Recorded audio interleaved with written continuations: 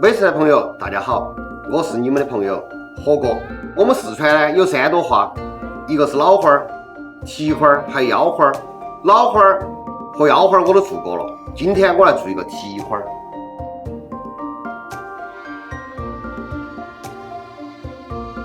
我们喊的蹄花儿啥呢？其实就是猪蹄子哈。而且说四川人炖蹄花儿呢，一般都用的是前蹄。今天准备了2根，用啥子来炖呢？用的是血蛋儿。但是我炖血蛋儿蹄花呢，我还喜欢加点泥仁儿，这个样子炖出来呢，不但汤更白，而且更香。还有一个好处呢，它可以除湿。下头在炖蹄花之前呢，我给大家讲一下哈，因为血蛋儿蹄花它要的是一种奶白的一种感觉，所以我建议大家蹄花不要拿火烧，烧了之后乌黑乌黑的，不是那么巴适。下水焯水之前呢，我们要把猪蹄子在中间给它筋给它挑断。如果你买的蹄花没得筋的话呢，吃起它始终是欠缺的，我觉得它是不完美的哈。因为筋的收缩力很大，它就容易把蹄花给它扯变形。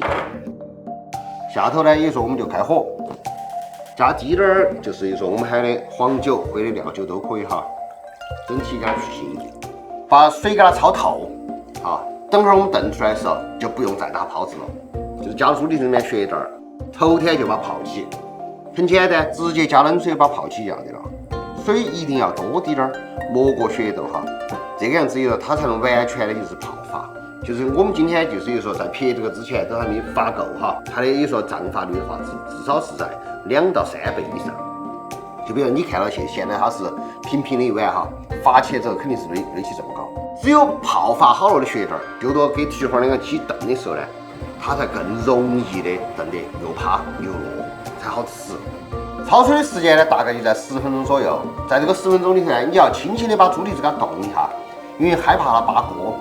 猪蹄子表面上的胶质特别的重，扒锅以后它那坨就是黑的，就是说把精华浪费了。我们吃猪蹄子的目的就是为了吃它那层皮。猪蹄子呢，我把那个焯了水以后呢，拿冷水给它洗了下哈。下头就是说考验耐心的时候到了，加猪毛。加猪毛准备个毛夹子，当然你要想用你的眉笔呢也可以哈。准备一碗水，慢慢的加，一根根的加。虽然这个很麻烦，但是以后这样子弄出来的蹄花呢，比那个火烧的哈要上档次一点。通过侧面来看，你就看到它的汗毛。中间这个位置哈，我们一般是不要的，你也夹不到，所以直接把切了。然后再来这根臭脚丫给它弄了。处理完了，我们就放到这个冷水锅里面，开火，老姜来一坨哈，撇一下，花椒根据你自己喜好哈，有个10多颗，炖好多呢？4到6个小时。比如说这个也要根据你猪蹄子的品质哈，如果你是那种养殖的用饲料处的话，大概4个小时它就稀溜趴了。蹄花要达到哪种状态呢？就是说你筷子一切，比如捏到它那个指纹尖尖切就可以把它嗲下来，这个才叫蹄花。而我们成都人吃蹄花呢，不喜欢就是把它砍成一坨一坨的来。成都人吃蹄花一定是整只的带筋的蹄花，而且是前蹄，这个才能叫一只优秀的蹄花。泥仁呢，我就洗干净了哈，这个时候就可以把大切和那个就是蹄花一起炖。有些人觉得那个这个样子呢浪费时间，高压锅呢炖得快些。当然我也同意高压锅肯定说1个小时或者半个小时，有些猪蹄子它就稀溜趴了。但是我觉得高压锅炖出来的猪蹄子哈，首先就是那个汤，它绝对不香浓。第二个就是你感觉那个猪蹄子，它和那个汤是完全分离的，它没有融合进去。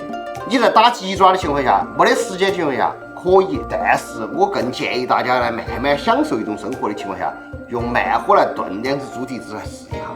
开了以后关小火，然后说盖锅盖，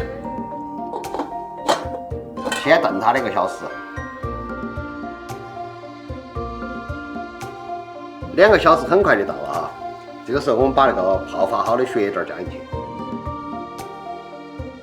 锅盖盖起，再等2个小时。这个时间我们还可以提前把蘸水做好，因为说一般来说的话，吃蹄花这种腻的东西要配个蘸水。成都人一般吃啥子蘸水呢？我先教大家的这个是青椒蘸水，但你也可以用豆瓣或者是酸辣蘸水哈，加点小米辣也是可以的哈。超级的简单，把酱油打去焖到里头。6个小时到了哈，蹄花汤巴适的板了，解开看一下，真正的是奶白色的汤哈。把火关了，舀点起来。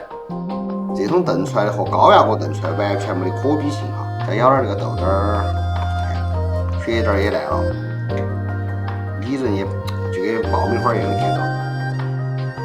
这个时候我们把盐加下去，还会加点胡椒，当然你还可以加点葱花儿，搅动一下。来个脚趾肠儿，我最喜欢吃的就是这些。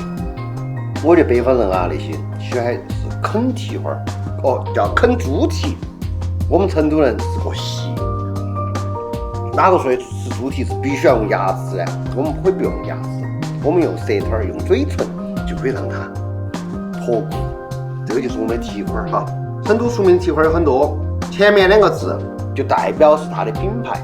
就比如说，如果这个蹄花儿如果我要卖的话，那么这个就叫火锅蹄花儿。